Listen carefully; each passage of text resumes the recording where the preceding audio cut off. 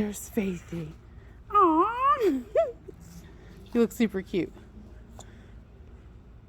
I don't know how to stop it. I'm literally trying to stop. Hold on. I can't stop. Wait. Okay, thank you for stopping by. That's So Nova. Today we're going to be making an apron. I use aprons for absolutely everything. I go to a lot of conventions, and sometimes when people are dressed in costumes, I can't move around freely, so I wear an apron. I like making them. I like to design characters out of them. I have a Korra. I have this Minecraft one. I have the 13th Doctor. I like aprons. So about 2-3 years ago, my eldest daughter, Faith, she started attending conventions with me. She would just come in her, skinny jeans, Chucks, or her whatever shoe of choice, and a t-shirt. And then she realized why I wore I have a tag from one of my cells in my pocket, why I had pockets and why I wore aprons. One, I can cosplay and become a character. People see this and they automatically get children feelings of watching Studio Ghibli and remembering watching it with their family, and they appreciate my ghost face. So I made her a beautiful star Floral Wars one, but she wanted a Halloween theme one, and that's what I'm going to do. And she actually is planning on wearing this one to school on Halloween, so I had to get this done fast. We are going to be we need an iron. You don't need, but it does help. You can do a final press when you're done with the whole thing, but I use an iron, a wood clapper.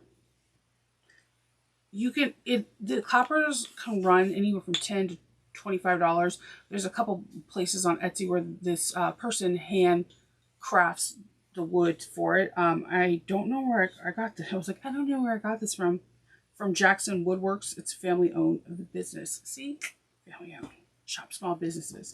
And then for the apron, I bought the pattern on Neckline bags. I bought it like many moons ago. This is the Vivian Apron from Rebecca Anderson. I actually emailed her website. You can get this pattern via PDF, and you can get a print at your local shop, or you can print it, tile, and just tape it together. It's not a lot of pieces. She gave me permission to do this, so I really appreciate Ruth Designs allowing me to do this. I'm apparently the first one because I went on like YouTube to be nosy to see if anyone has made one. So no pressure at all to try to make it correctly. None. We're going to need a boatload of rickrack. When I say a boatload, I'm not exaggerating. The pattern calls for, this is all the pattern is. The pattern calls for 6 yards of rickrack and 2.5 yards in a matching trim rickrack. So I have 10 yards here, and then I was actually thinking instead of putting rickrack on the bottom of the skirt, I was going to put these little fuzzy balls thingies because they're cute. And I feel like if they were on your shoulder and something, it would be irritating because of the tinsel. So the bottom of the legs wouldn't be as much. That's my concept, at least. I'm going to put this on the side of my chair. We're going to need 2 ties. This is asked in the pattern piece. Actually, it was funny because my husband helped me cut out this pattern while I was doing a test, and I had to go back. I'm like, hey, you didn't cut out the ties. And he's like, these instructions don't say it. And it's like literally in instructions cut out. Like after you cut out all the pattern pieces, cut out 2 ties. And then we have our pattern pieces. So, I'm really honored that I'm doing this pattern. There's one thing I want to say. If you get this pattern that I'm not over the moon about, the pattern says that, let me read the exact wording. This pattern includes full-size pattern pieces, instructions with illustration. The instructions are presume that you know the basic knowledge of sewing. That's a little harsh to me because a lot of people don't come from the garments world.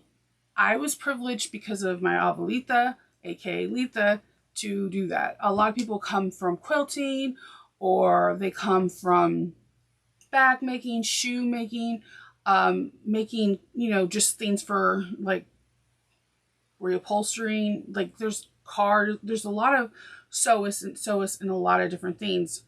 So no, I actually just struggled myself because it doesn't say what the seam allowance is. It just pops in seam allowances at certain parts. Like you will use a medium rickrack, a 1/2 inch wide, but it doesn't mention the seam allowance until the neck trim.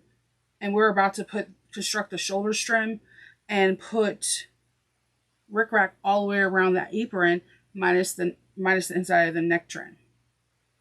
So with that being said, this is still a really cute vintage pattern. I'm interested in how they do their pockets, because how they do the pockets is similar to how we do the pockets with the zipper facing. So I'm excited about that. All right. So let's start from the beginning. This has a flat fell seam, meaning that if the seam allowance is 1/4 of an inch, you cut one at 1/8, one of the seam allowances at 1/8, and then you fold over, press, and then stitch on top of it to close off of it. It's like a French seam, but a little bit faster. So we're gonna now pin the shoulder seam at the neck. So on the pattern piece, we're going to keep this pattern piece out because this is where they have the pocket we're going to need information for. Let me remove all these pins that I did not remove prior. I like to keep each piece exactly where it is. And besides, this gives you what size you are. They have 2 sizes, medium and large. I'm doing the medium because my daughter weighs like 110 pounds soaking wet. She's about to be 17 next week. But she does help me out a great deal when we go to these conventions and when we have these little fall festivals. She is definitely like my lifesaver because she's entertaining at that too. So I'm just going to take the apron cutout piece and put it right here to the side so we can work on it. We are going to we're going to put our shoulder seam right sides together. So we're going to open up this apron a little bit.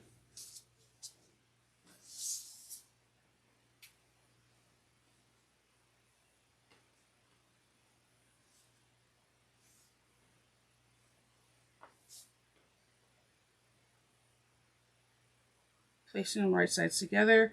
You can clip, you could pin, whatever is easier for you. I do think when you're clipping, these little hair clips work the best because it doesn't shift as much. So we're going to pin and we're going to do a flat fell seam.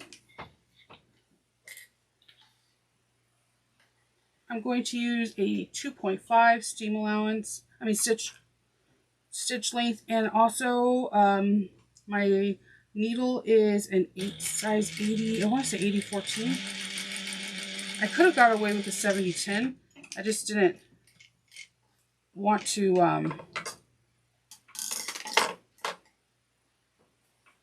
because I know rickrack can get kind of thick. All right. So what I'm going to do here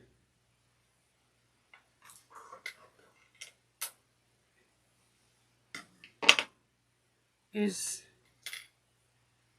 take the seam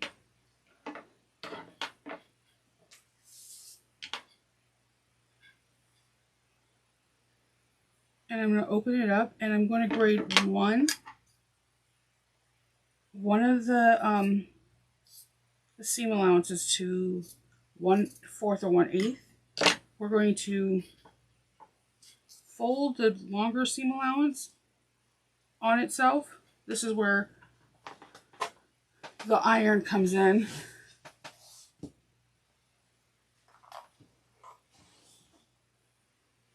I'm going to iron it and then fold it onto itself and kind of fold the seam. And then I'm going to hit it with some heat.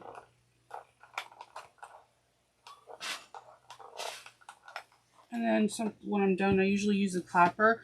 This mat, I know it looks horrible because it's been through some stuff, it has a wool mat underneath. And it's like my to-go-to when I'm sewing anything at my table. I'm going to top stitch this seam down. Now the seam won't have any raw edges, this particular seam. I'm going to lock it in.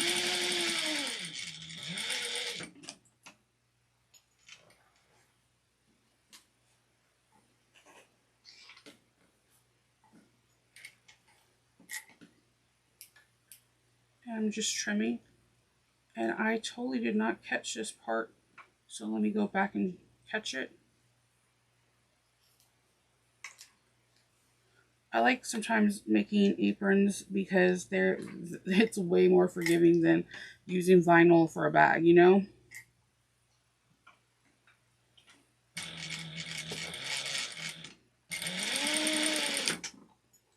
Okay. All right.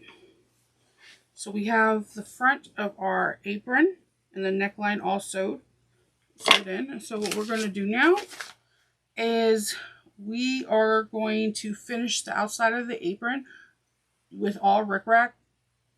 Please do not do the inside of the neck. So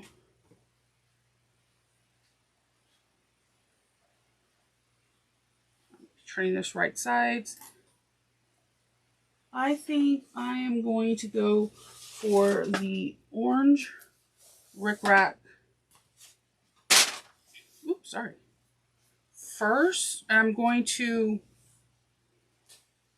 sorry, I don't have a whole lot of room at my table. I'm going to first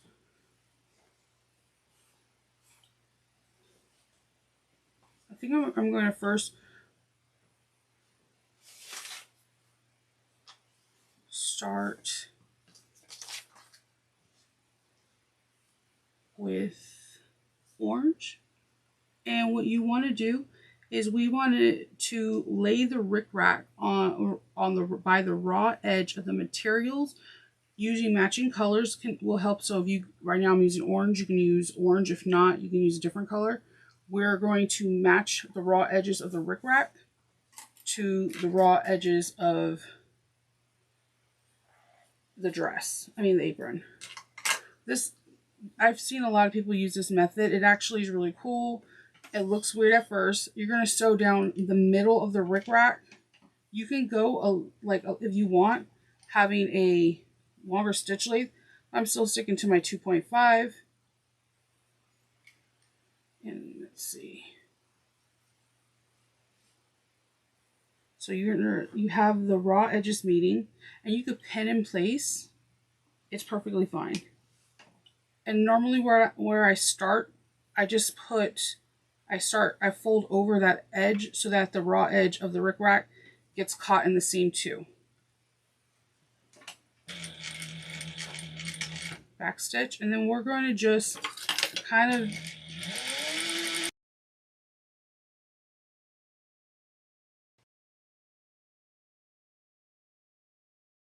each area.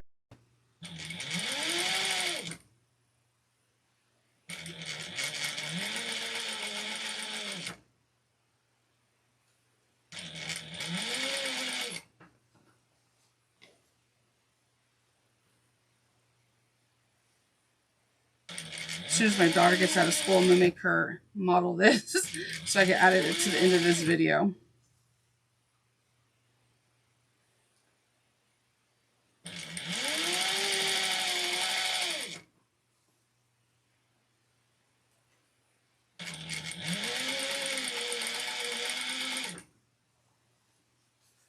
So there's a lot of rickrack being used. I think I got the medium to the large. I want it like really, really big rickrack. I was trying to find like the jumbo, but I was having the hardest time, and like eBay wanted like a arm and leg for it. And then I went to Hobby Lobby and they didn't have the one that I liked. So finally I found some orange and black ones, and I was like, cool, cool, cool. I'm excited. Rickrack is a great nice like stabilizer for woven woven fabrics as well.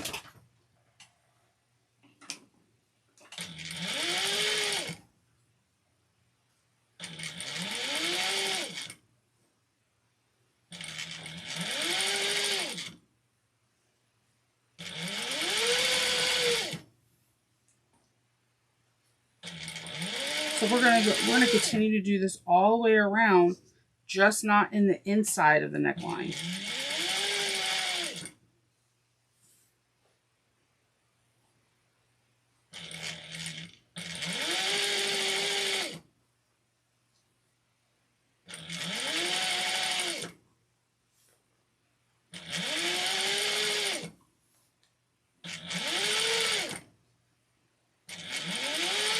Also, aprons are really fun just to make for all occasions. Like you're having Thanksgiving dinner, having your Thanksgiving apron, Christmas, you know, like Hanukkah, Kwanzaa, all that. Just have some apron to show your, you know, your little fun side. Sometimes it can give you that vintage feel without having to buy, you know, a vintage dress or sewing one.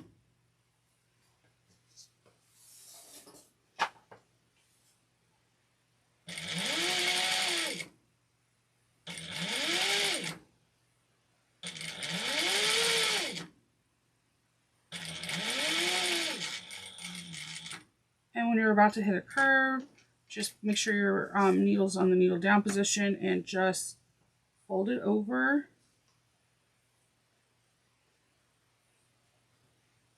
Neatly onto itself.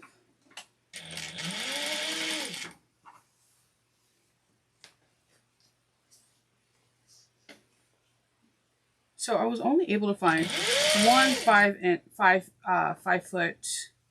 yards orange and one 5 yard black. So this is going to be interesting. We're going to be mixing it up, making it look, you know, on purpose. This fabric I totally love. It was at my Springwater Designs, my local quilt shop, and it's from Riley Blake, and it's like Hershey's and like Reese's Pieces cups and all that stuff. And I'm like, oh my gosh, this is the cutest fabric ever.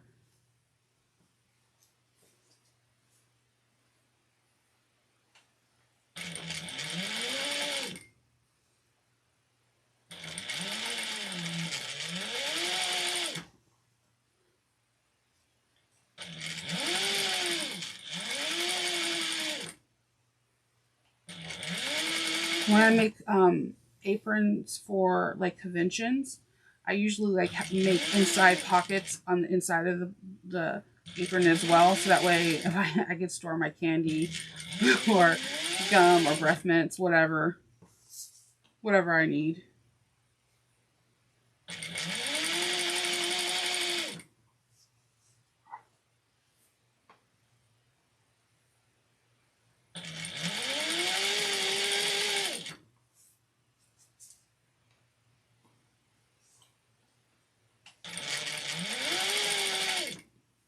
And again, I also think these are really just good costumes.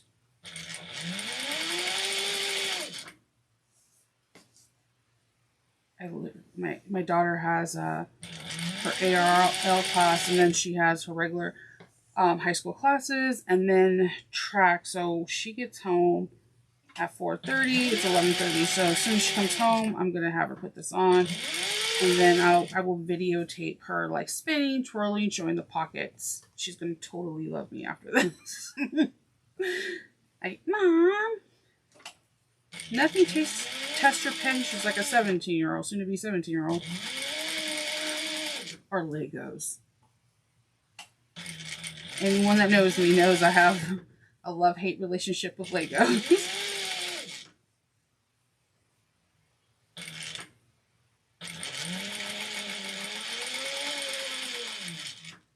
And then I'm going to cut this. Ooh, we were lucky. We had like 12 inches left. All right. That was a lot of sewing. All right. So we did this, then we're going to press the seams onto itself.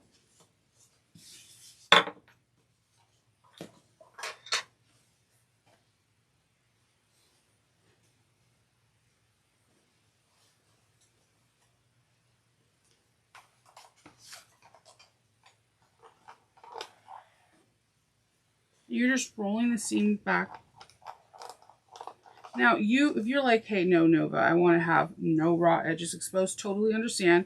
Definitely look up this method, though, because there's a lot of tutorials on how it does, because the rickrack acts as the stabilizer. You could you can serge or zigzag stitch the whole entire thing before you do the apron. This is my first time doing it this way. I wanted to follow the instructions. And then when I was curious, because curiosity gets the best of me, I was like, hey, why would they do that? Apparently this is a very vintage way of doing hems and making the dress have like a really chic look to it. So we shall see. So we're just folding the stitches onto each other. And when you iron your stitches, it locks the stitches in.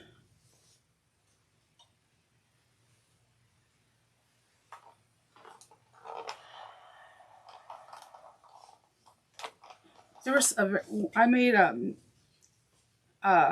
Queen of Hearts, the Tim Burton version, and I studied a lot of different techniques that people use to create this Queen of Hearts.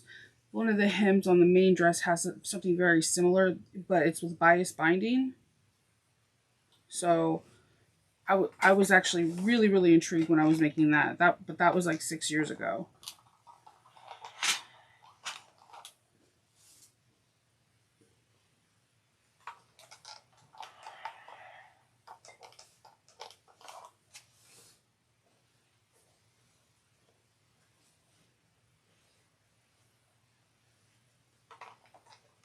I gotta make one for Hope too, because sometimes she helps me at the local craft ones that are like less than a mile away from our house. She's 12 and she's so tiny, but ferocious. That's like a person that you know she's gonna be okay. Her Monica have actually a really good relationship. Monica gave her the title of godmother to Maisie, and like Hope is taking it like due diligently seriously. So it's pretty cute.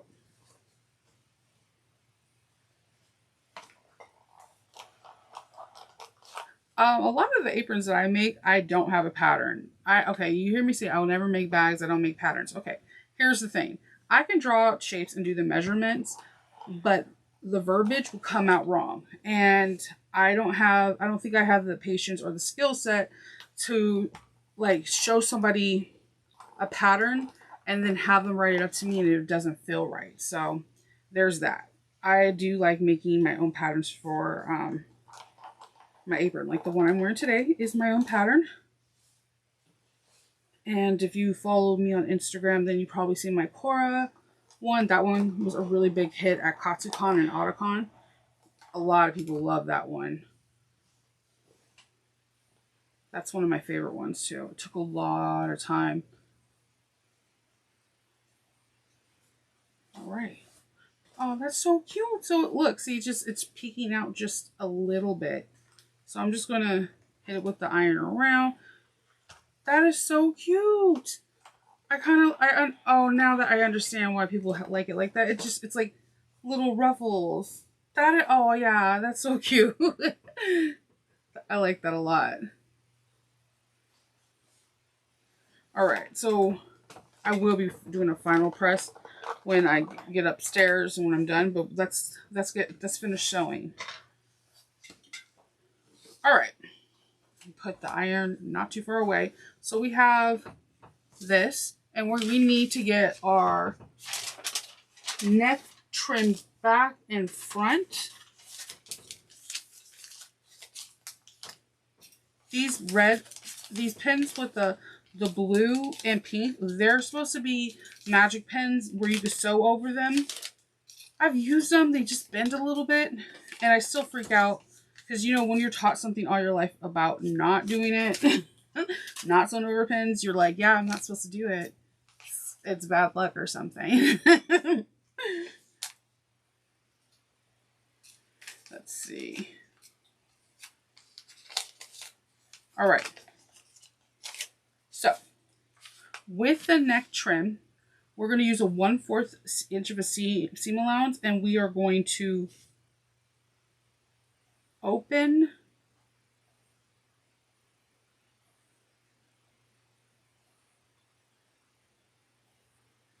okay, just this.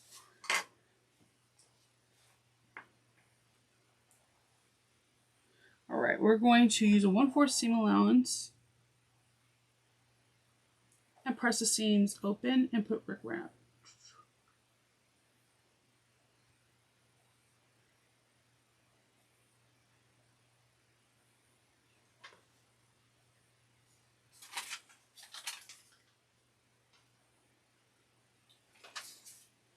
Put these back in the neck seams together, 1/4 of an inch.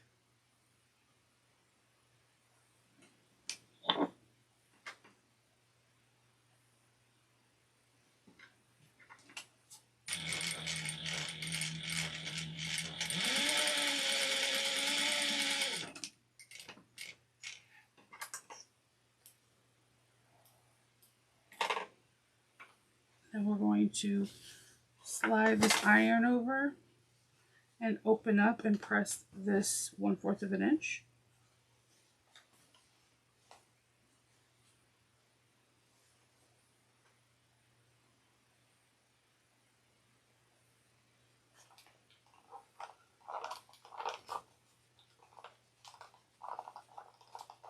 Okay, that's all pressed.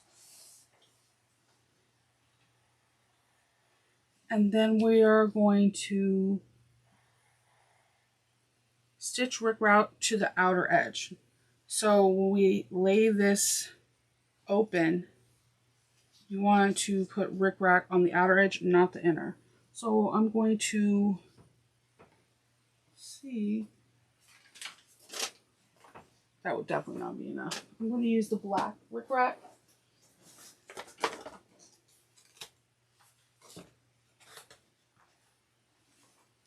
And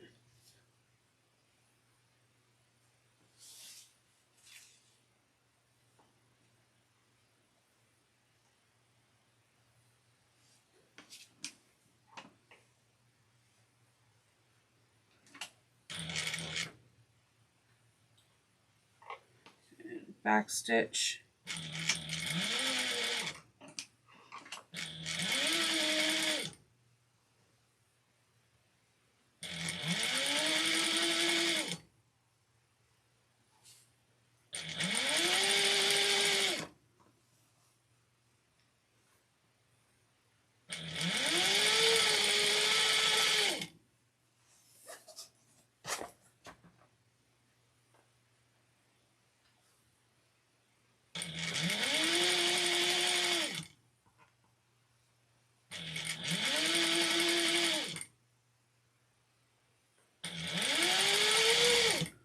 Also, aprons can be a seller for some people, a big seller. You can, like I'm making this, prepping this Captain Marvel mashup with Agent Carter apron that I want to have at next year's AwesomeCon. A lot of people want to go to conventions and have a nice, like, superhero or villain cosplay costume, right? But they don't have the means to put everything in, because people that make these costumes, they spend hundreds and hundreds and hundreds of thousands of dollars.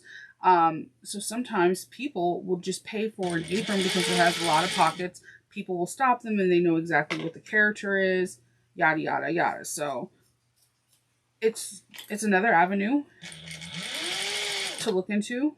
Some people want them just for a birthday party, and they could be themed, like, here's my Alice in Wonderland collection. This is, you know, my Nightmare Before Christmas. so on and so forth. They don't take a lot of material, and you can create your pattern easily if you don't want to. There's so many patterns out there. So many. Okay, so we're going to we practice rickrack, press rickrack to the wrong side. Do not top stitch. So I'm going to move this over, and we're going to come over here and press the rickrack to the wrong side.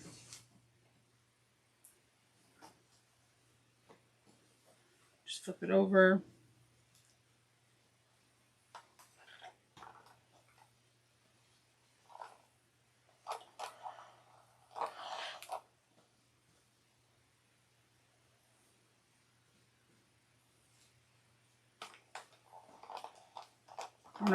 We're not going to top stitch yet.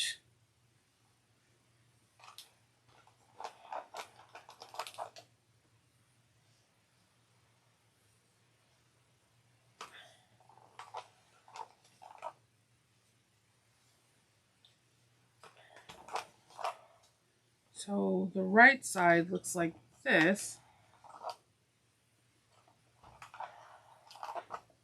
How cute is that? Okay. Pin the apron's right side stitching. We're going to sew this at a 1/8 of an inch, 1/4 of an inch seam allowance. So we're going to pin, let's see,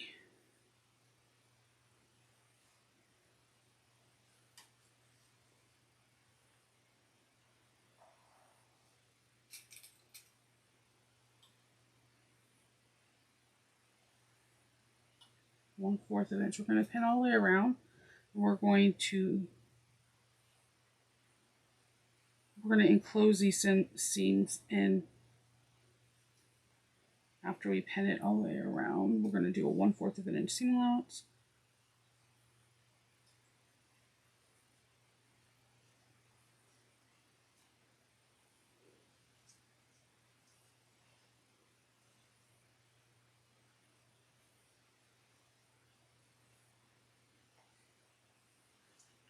I don't think I'm doing that. Okay. Pin the apron right side of the trim to the wrong side of the apron.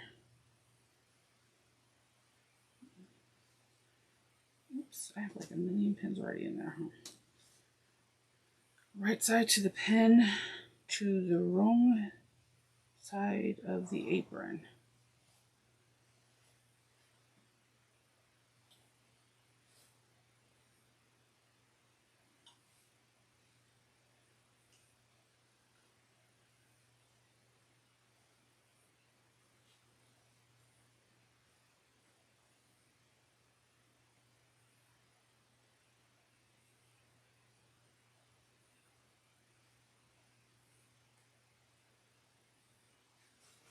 Oops.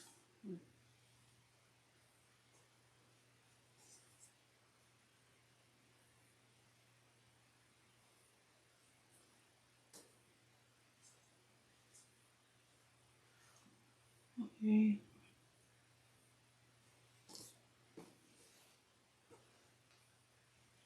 Why am I confused right now? So, pin the right sides of the trim to the wrong sides of the apron.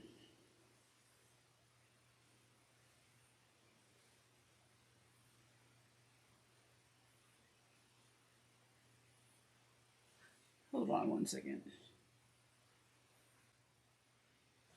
I'm sorry about that. Between my machine acting a donkey, me rereading instructions over and over again. Yeah. All right. So where did we leave off? We sewed rickrack all the way around. Not having threads everywhere. We sewed rickrack all the way around the apron. You go and top stitch after you press it down. Then we are doing the neckline. So once we do the neckline, I'm going to have to top stitch that down.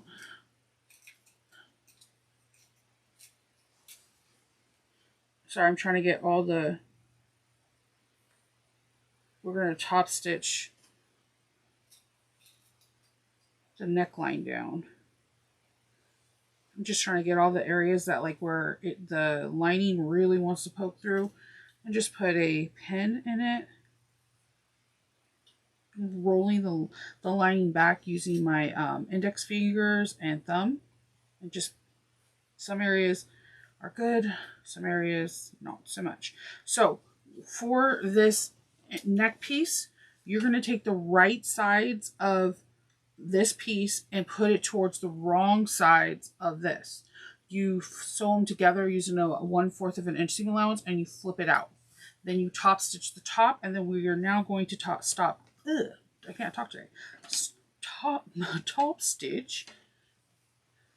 the neckline. No, remember, no rickrack in the actual neckline. I think that would be super uncomfortable. I mean, it will look cute, but you'll be sitting there scratching your neck like, ugh, wrong choices.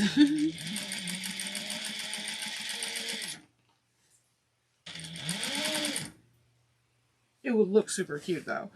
If, I don't know, maybe lace? I don't like anything irritating my neck though, because I'm one of those people that will keep messing with my neck, and you're going to be like, Chanel, are you okay?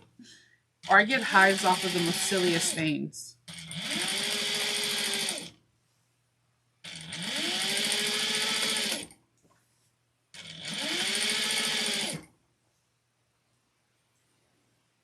Oh, that would help if I didn't have that on there.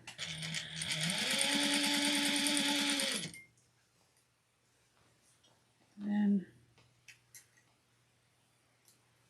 trimming little rogue threads, because I'm sure I have a lot of them.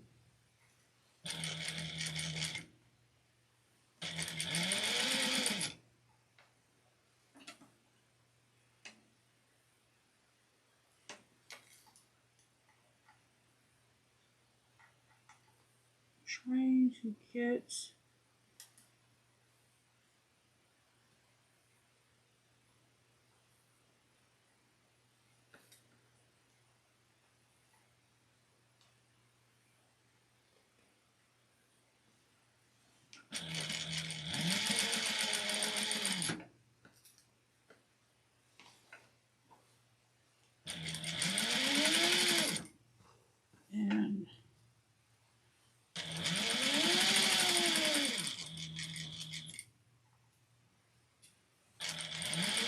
back stitch, lock in that stitch. I can see definitely why somebody will want to serger on this. There are the seams, a lot of the stitches are held in with like getting stitched over each other, and they're like encased into a seam. I'm still not 100%.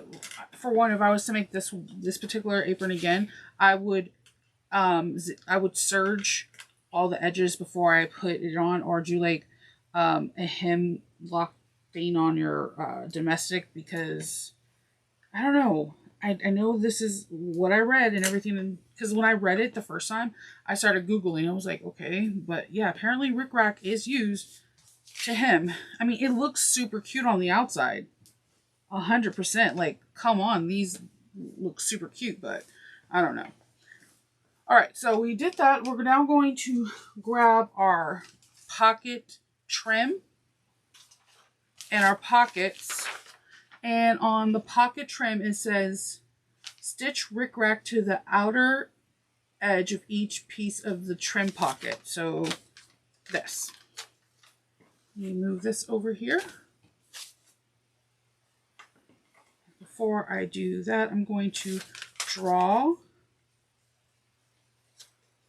where each piece we're going to cut into. This is, you'll see when this one happens, you'll be like, yeah, I kind of wish I was on my Bernita sewing this. I just don't have room for her down here. I usually just sew upstairs when the kids are out of school, and that's when I use her. I could put her on the kitchen table, and the lighting in my kitchen, in my area, is not the best.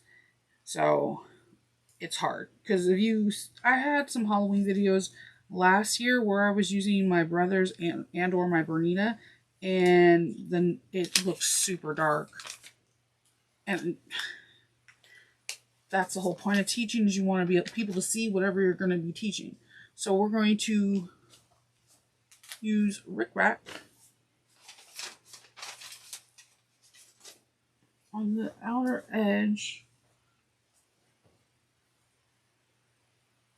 I really feel like this is really big for that small of a pocket. Okay, this is why I bought different stuff, okay? We're going to use this trim.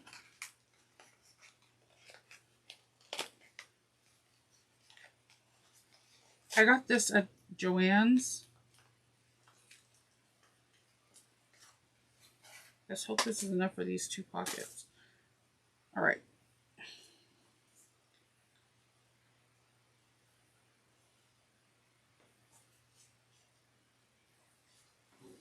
All right, I'm just going to start on one side. And I don't pin down my my trim. I kind of just, like bias binding, I kind of just go with the seam.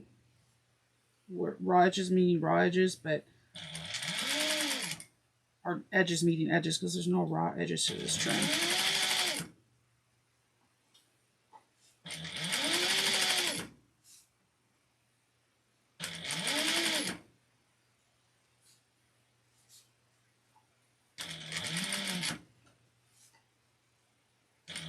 I like to get my trim from like this place in New York. I think it's called MJ's trim. But I didn't have time to like look. So I was like, what do I have locally? And Joann's had one of these. And I was like, oh, this would be cute on there somewhere. Sometimes when I buy things, I don't know what it's going to be used for until the moment I'm about to sew.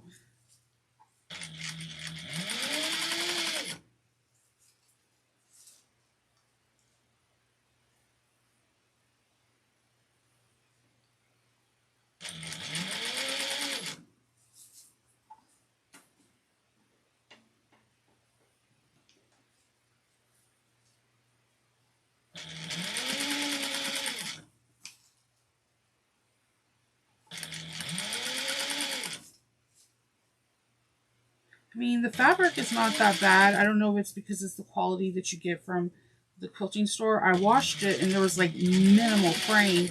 I steam ironed it before I washed it too, because I like to see how much it's going to fray. And it wasn't too bad. It was a lot better than I thought it would be.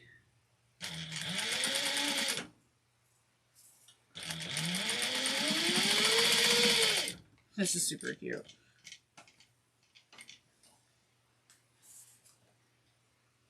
Trim this, and we're going to do the same thing on the other side, and we're going to press this open but not top stitch yet.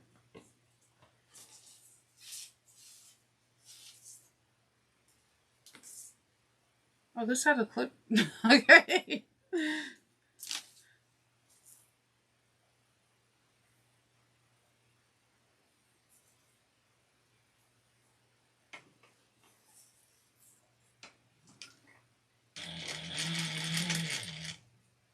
Take your time. This is not a race. It's all the little details that make a bag, an apron, all the little times you hit those curves right, make a straight seam.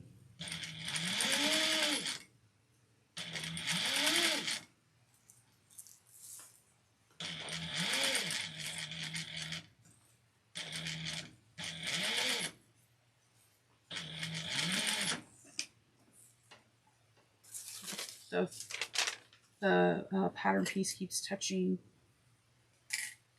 the fabric, so it's like dragging. I'm like, what is that sound?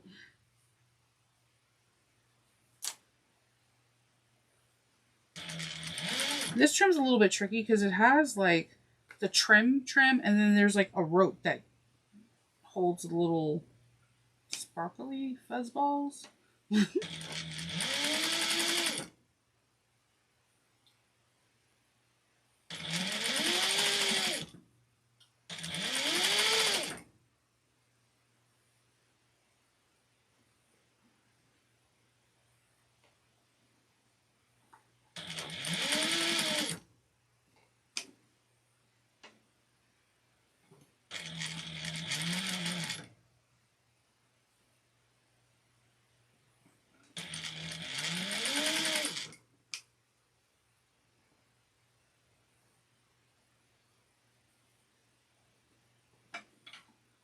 Okay.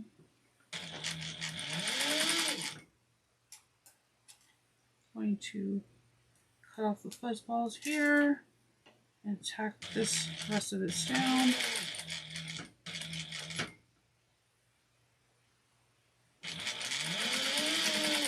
All right.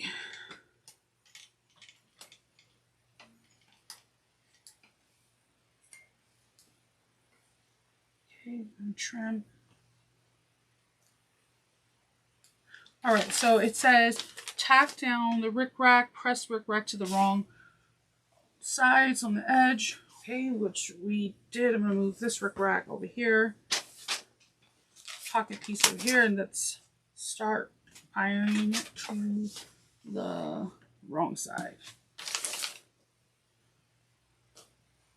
I'm not gonna try to hit the fuzz balls. I'm just wanting it to lay down. If you're working with something that's has a lot of polyester, you can warm up your board and just kind of finger press it.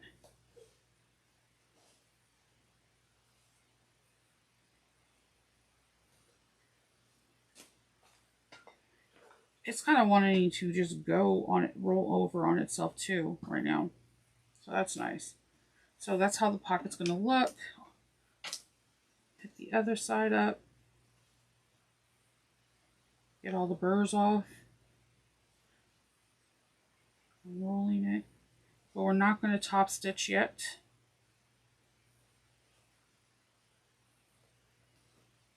Because we need to make a hole for our pocket.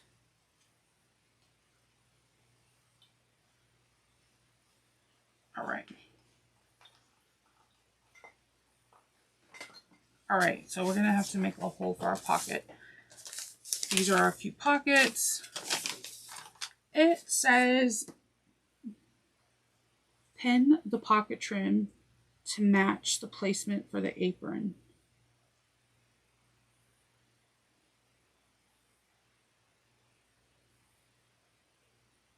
Pin the pocket trim to sides of the trim and the wrong sides of the apron.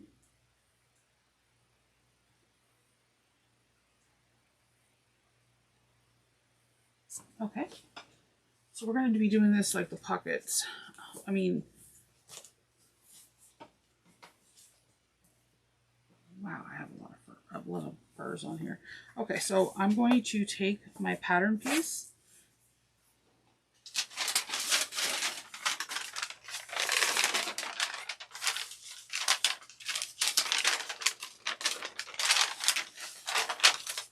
And I am going to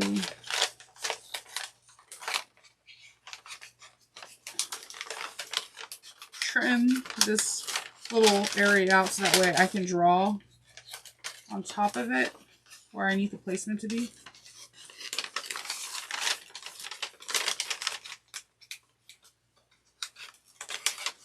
So this is going to be similar to when we make zipper placket facings.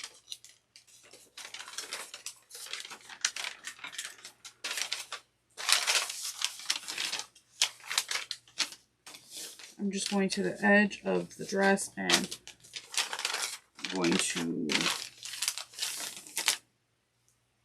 use a air erasable marker and I'm just going to draw. I'll draw the second one when we get to there because, again, not a whole lot of space room. So we are going to take our pocket piece and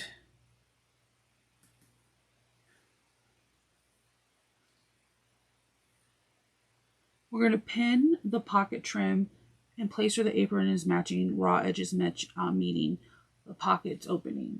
Pin the trim to the apron, it's right side, and the trim the wrong side.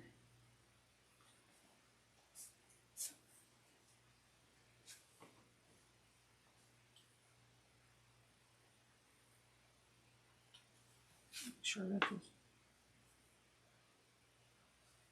And I think we sew 1/4 of an inch.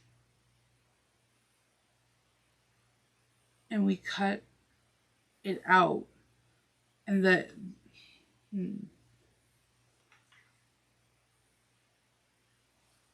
feel like it has to be the right sides. Cut it out. Pin the pocket trim in place on the apron. Raw edges of the pocket opening. Pin the trim on the apron. Right sides of the trim to the wrong sides of the apron. Okay. I'm gonna need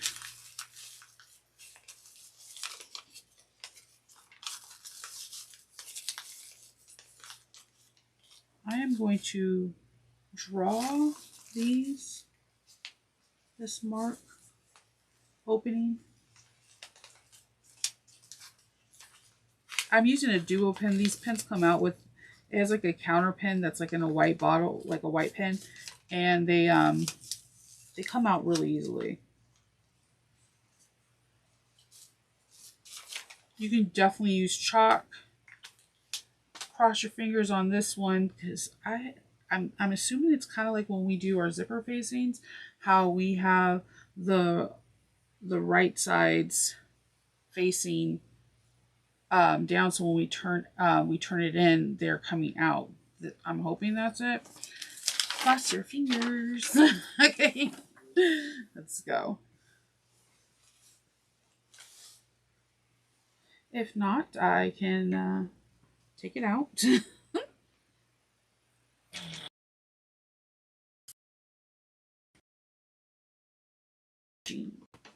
The thread, like I've been having issues with my thread lately. I'm hoping that it doesn't act up today.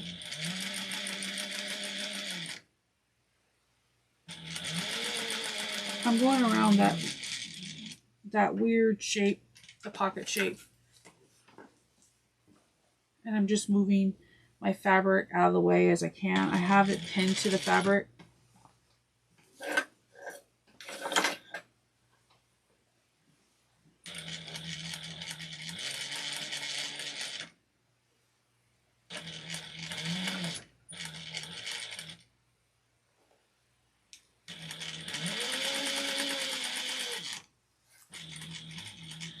This is my first time sewing with this designer's pattern. I usually use like McCall's or like a lot of vintage ones. I just never have put in pockets like this. But I'm all for like new learning experiences.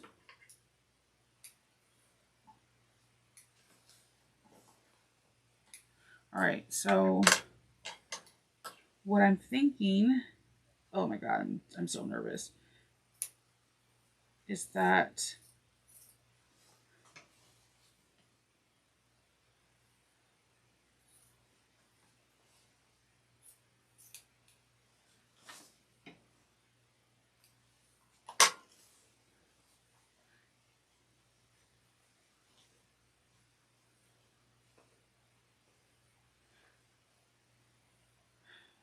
I think I did it wrong.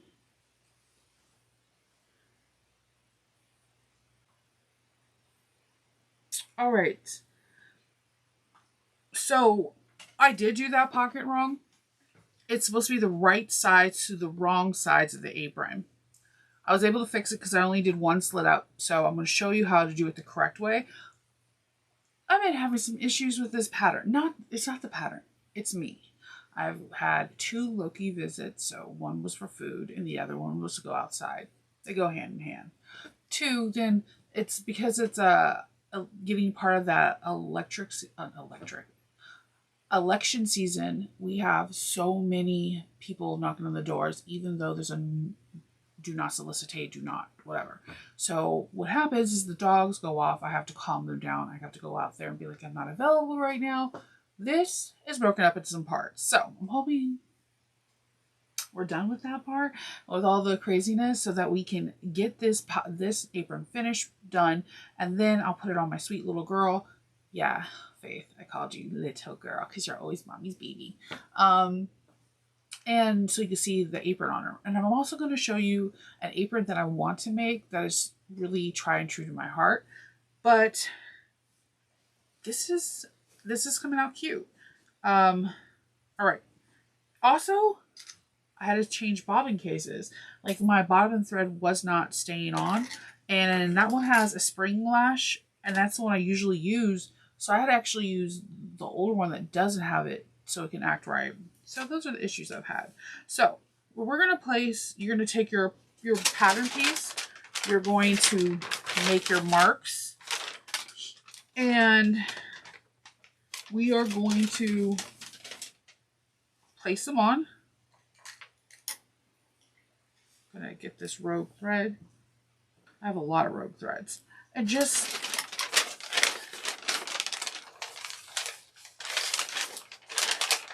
here's the interesting thing about this I didn't do, but I'm going to roll with it. When you do these pattern pieces, they have the tracing out, but you kind of have to have it on the right side, because if you want the pockets to have that mirrored image, it will be flipped when you use the back side. If that makes sense to you, then you understand. Like you need to bring it to the front of the pattern. See, like technically the outer part of the circle, the heavier side, needs to be the outside, and mine's just showing the skinny. Hey, I'm not gonna sweat it. I'm not gonna sweat it. She's not gonna notice the difference. I'm telling you, in case you notice the difference, you're not like, Shanova. I'm like, I know. So we're gonna do this. You never know, I might take it apart when I'm not on here and do it that way, because it will irritate me. But if I don't, it's still gonna look really cute. You'll see. I'm still at a 2.5 cinch length. I'm going around that circle that we traced on the back of it with that the duo pens that are right there. And we're just going to circle around. You have a lot of fabric, so just keep moving it and make sure the area that you're about to stitch is flat and there's not like a ruffle or a wrinkle or a crinkle.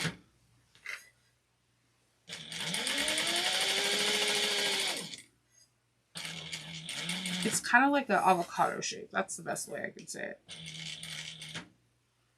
And if you have to stop to pivot, just have your needle down.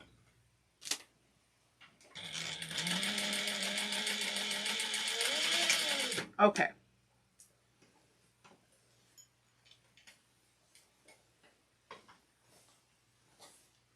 And again, the bobbin thread did not.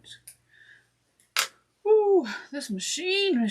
I probably need to get a really good oil, like change the oil and do whatever I got to do. I changed the needle. I put in different bobbins, so it either has to be me oiling it and there's a piece of lint somewhere that is messing with it, or I'm not too sure.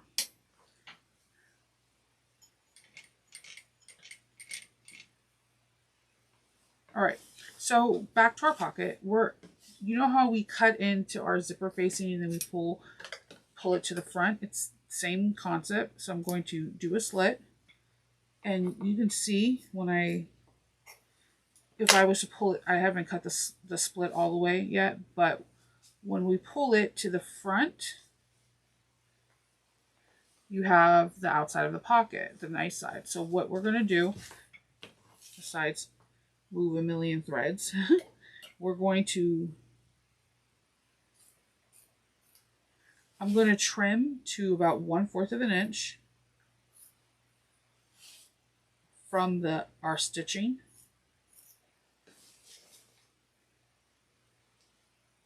And then we're going to clip in some areas so that make some notches, so that way you can make some curves.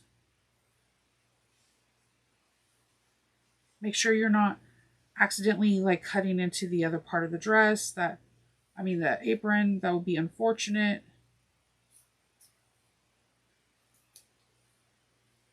All right, so I'm going to just do like small clips. Nothing, you don't go past the stitching, don't go over the stitching, just small notches. So that way when we turn it, it could lay flat. It's very similar to the pockets. Or if you ever done a welt pocket, very similar to that.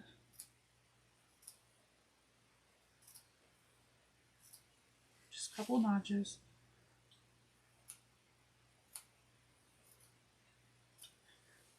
These get encased into when we turn it right side out.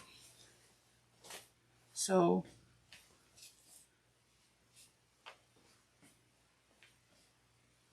when we turn this,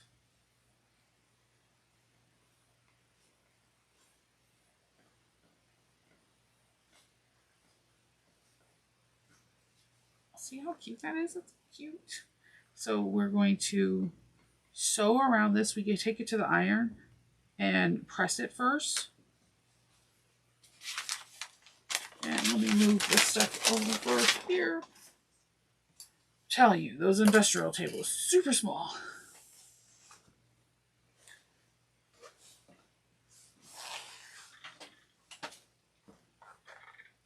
Okay, it's selling like a little raptor. Oh, there's some water. That's awesome. Condensation. I'm just pressing the pocket open. Not open, like I'm trying to roll the inside fabric best I can. It sounds like a door creaking. I can't explain. It's a weird sound. This little dude like makes the weirdest sounds.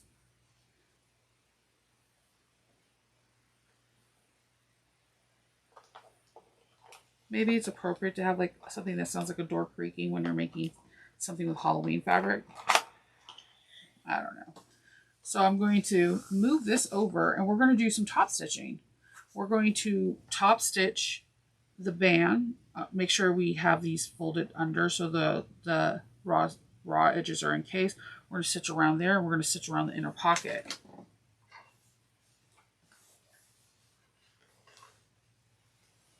So I'm going to start with the outer. And you can use pins if you wish, but it kind of lays flat.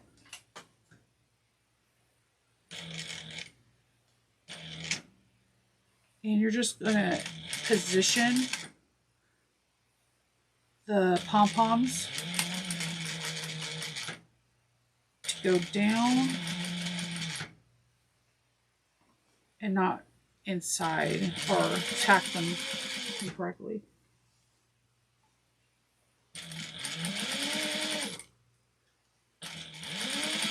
Of course, I wanted to use pom-pom balls. Why not, Shnova? You're extra. Oh my god, Faithy's gonna look so cute in this.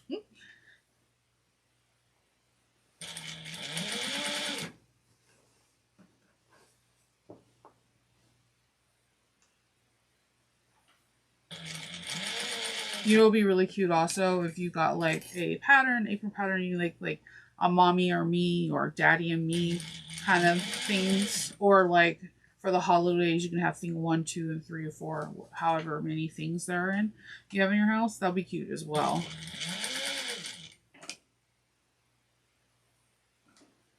The gardening one will be nice.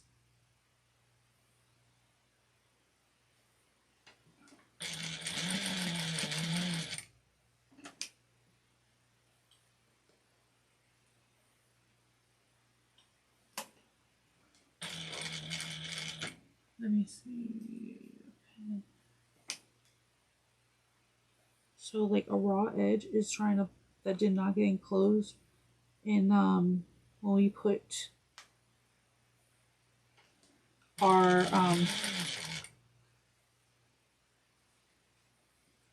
pom-poms on, is poking through. So I'm trying to tuck it underneath so it can get attached down in the top stitching. It happens.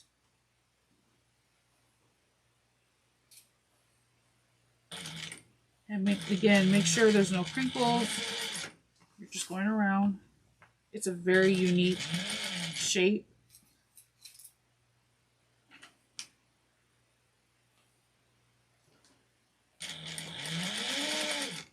And let's see, I think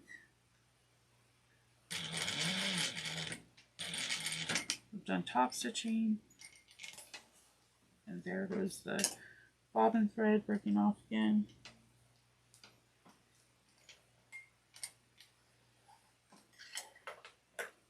Maybe it's my tension. It could be that too.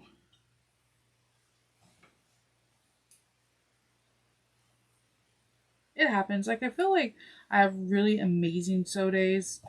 And then I have like days that are like wonk wonk, but you like persevere through it anyways. All right. We're going to top stitch the inner part of the avocado.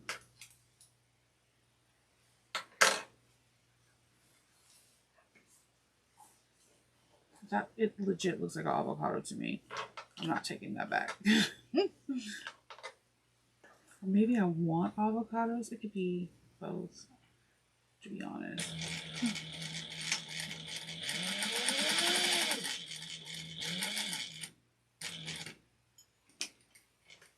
And I'm just moving the dress. I keep saying dress. I'm moving the apron around. This would be really cool for a Minecraft or a Roblox too.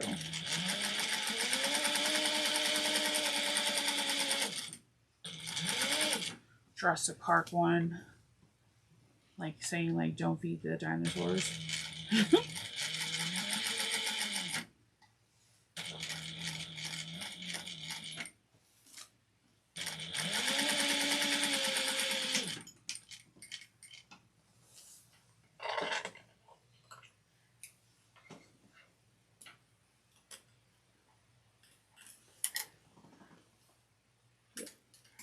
Alright, so let me check this bobbin again.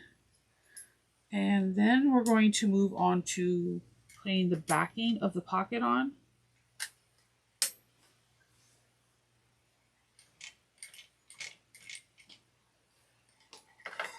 Alright, we're going to trim any excess threads.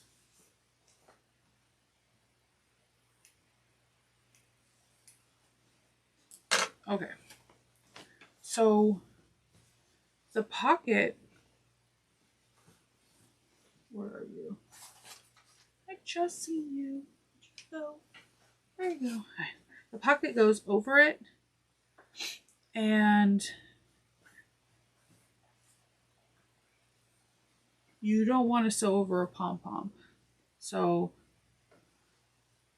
that's the most important part. Don't sew over a pom-pom.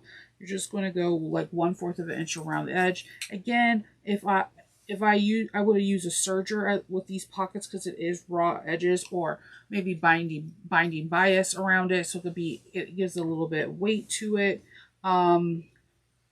Zigzag stitch, blanket stitch. All right, because if you leave it raw, it will fray. But I'm leaving it raw because there's nothing. It says a zigzag stitch if needed. So we shall see and persevere. I mean, you can put fray check around it too. So you're going to need to fill for your pom-poms. We're going to go 1/4 of an inch all the way around.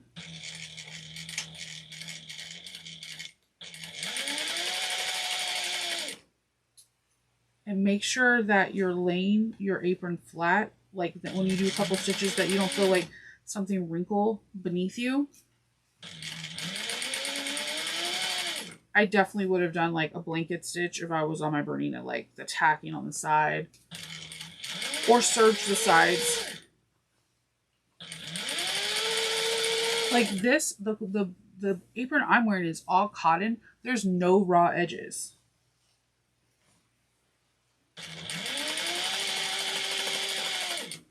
But I did a blind hem, and I used horsehair braiding to give it a more fluffy look. It's heavy. Don't get me wrong, it's heavy. So I'm moving the pom-poms, and I'm moving, if you see, I'm moving my my hem out of the way because I don't want to tack it down with that.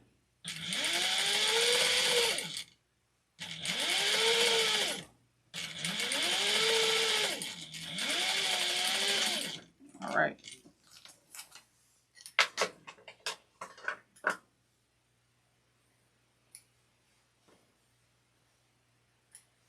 All right, so when it is right sides out, you have a whole lot of threads. Hold on. It just collected every thread that was on the table. You have a nice sized pocket. And then you see the little Reese's Pieces people, and it's super cute. Okay, now we're going to add, I'm going to trim down this rickrack that was fuzzy. We're going to add our straps. Our straps are going to be really cool. We're going to, we already stitched the rickrack, so to finish our ties, we're going to put in, fold in a scant 1/4 of an inch, and then you're going to fold it again over on itself. What we're going to do is then have fold in an X, not an X, a square. No, triangle, sorry, this one's not stitched yet. So we will take this and we'll fold, we are going to bring one of the sides to meet the other side and then fold it on itself. Then we're going to top stitch this at 1/8 of an inch all the way around, or you can do it 1/4. It's, you can do a decorative stitch if you wish.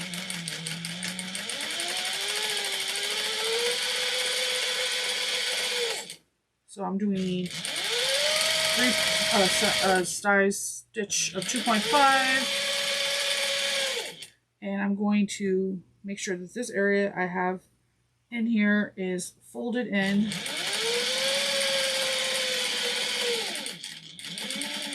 Okay.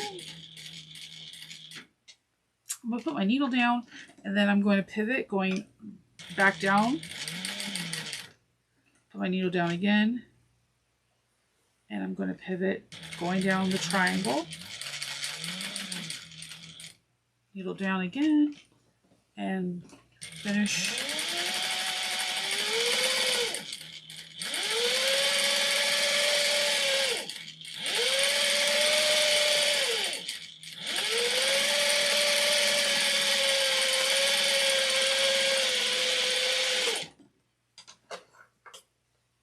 And I ran out of bobbin thread again. Oh, me and bobbin thread today are not best friends. Seriously. I need to like go through all my bobbins that are almost empty, because what happens is if it has a little bit of thread on it, I don't want to waste it, so I keep it, and then I have no bobbins. It's a whole weird process. So I'm going to go back and stitch this again. And I'm going to trim my threads.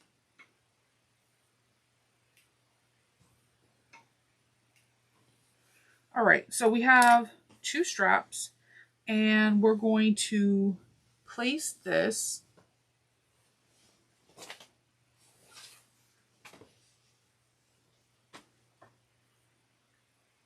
apron ties will be pressed to the raw edge, and we're going to place this right at the waist area where it begins. So on your pattern piece, that it does have where your sides are, where to place the tie cuts. So the tie placement, actually, this is really unique. Usually the tie placements are on the waist, but the tie placements are actually on the edge of the skirt.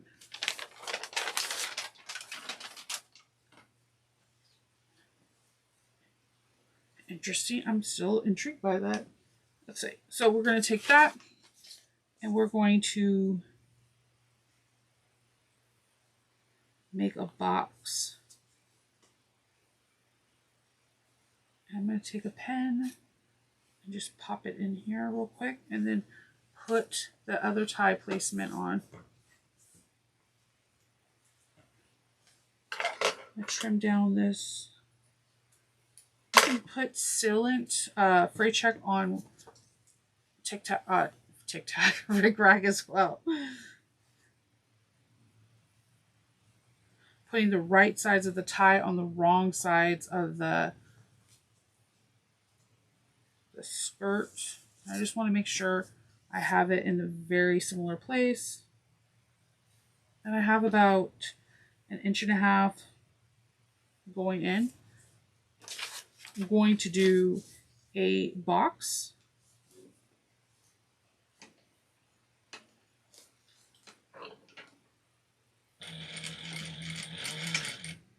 Move the pen and make sure that my tie doesn't get cut up.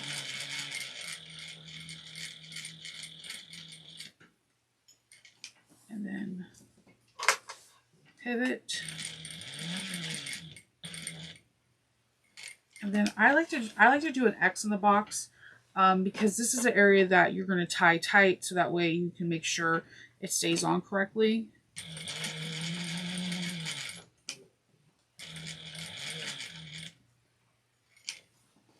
Take your time.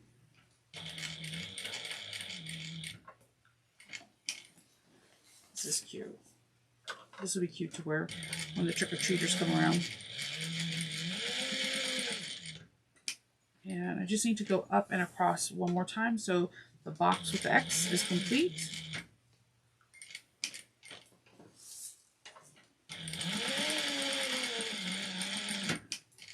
What I would have done with this situation, I would have folded in the raw edges and I would have just left that to be alone. So that way when you have no raw edges. I'm really big with that with woven because woven can fray a lot. It's a natural material, so, you know. Let's do this one now.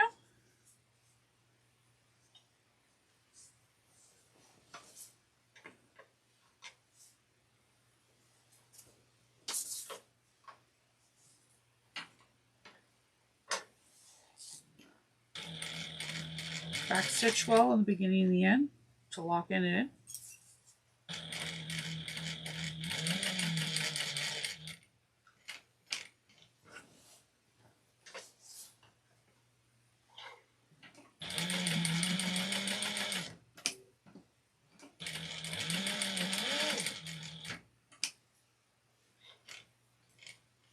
Go down.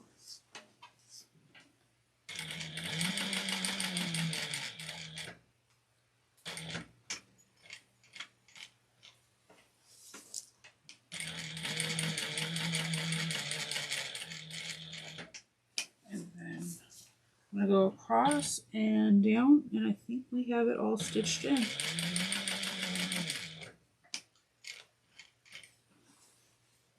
Make sure when you give this a good press so you can lock in your stitches. Okay. And I'm going to trim thread tails or any tails I see trying to poke through. But this is cute. Oh my goodness. So you put it, wrap it around here. It's just a very, very thread. I have thread everywhere. It's very, very cute. You have your two pockets. The way the pockets come together is interesting because it's the same technique that we use in bag making. And you need to trust your bobbin thread, or you could stitch from the top to install the other pockets. The rickrack all the way around is adorable, and it gives it a very, I don't know, vintage feel. Like it's very cute. And then you have the neck that has 2 rows of rickrack as well. So I'm going to put this on the side right now because I'm going to show you another pattern that I didn't recently get. I got it in like 2020. So I will put the information for this pattern in there. It doesn't take a lot of fabric. It's like 1 yard of fabric, 1/3 of a fat yard for fabric trims. You need like 6 yards of rickrack and then another 2.5 yards of rickrack. And just, you know, the basic sewing stuff we have. But, where'd you go? Oh, of course it had to fall. Okay, so I like to collect apron patterns, especially if it's vintage, because and I like weird stuff. But I keep saying I'm going to make this one. And let me show you. This is a original JCPenney's.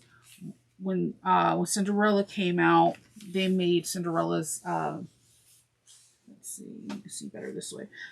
They made Cinderella's original apron that she wore. So you get this pattern. You get the advertisement, which is crazy, like 49 cents a yard. We wish. Like the different aprons you can make with it. You get a little bibbidi boppity boo. And the pattern itself, being very careful with this, is on the inside. So I need to trace it out. It does have 2 pockets itself as well. And one day I will make it. But even on this one and the vintage one, it recommends, I was looking at it the other day about zigzag stitch and helpful hints, but yeah, I like to collect vintage apron patterns when I can. It's just something I really like to do, and hopefully I'll be able to pass these down to one of my children that want it in the future. Yeah, like I just wanted to share that with you because this is really pretty. And then it gives you a story of how JCPenney company was able to get this pattern and create it in their stores. And they sold the patterns in their stores. It's super crazy to think of, like, in the 50s and the 40s and all the way up almost into the 70s, JCPenney's would have patterns in yard of fabric you could purchase in the store. So I need to actually put this in a water bath, like something that won't get any humidity, because I live in Maryland and humidity Maryland goes hand to hand. It's not as bad as, like, you know, a southern state, but still full southern state. So what I'm going to do now is I'm going to ask you to do the following. If you can like, subscribe, and hit that notification button and comment. It does immensely a lot for my channel, and I really, really appreciate it. If you want to see other apron patterns or any other clothing items being made, please put in the comments. I do plan on possibly showing you a Christmas stocking that I make. I make a couple that I made my own pattern, but I can show you how you can create that your own, so you can have something on your personal preference, or we can explore different companies and their Christmas patterns, and we can sew them together.